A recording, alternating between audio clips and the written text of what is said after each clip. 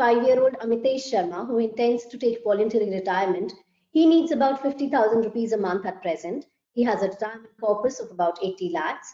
If you could please suggest where should he invest his corpus so that he can get steady monthly income throughout his life? Well, he's looking to derive a monthly income of about rupees 50,000 from an accumulated corpus of rupees 80 lakhs. That translates into a withdrawal rate, an annual withdrawal rate of around 7.5%, which is far too aggressive.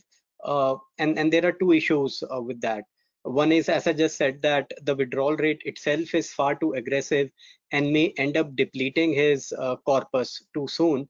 The other on top of it is that he's looking to retire early. So he'll need to depend on this corpus for his living expenses for that much longer. So I suggest him to rethink his retirement planning.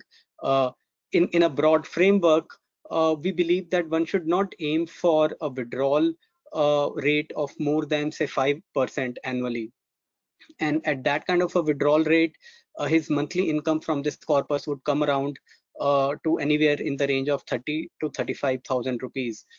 If that's inadequate, which presumably it might be, then as I said, he needs to rethink his decision to go for a voluntary retirement at this stage. So that's one. But broadly coming to the framework of how one should go about investing for deriving regular income in retirement. So one is that one should consider allocating about 35 to 40% of his corpus into equity investments. Then one should look to park about the next 1 to 1.5 years worth of income requirement in a liquid fund, from where one can set up a systematic withdrawal plan to derive monthly income. And as I said, that this withdrawal should be in the range of 4.5 to 5% in an ideal world. The remaining corpus can be invested in a few good fixed income alternatives.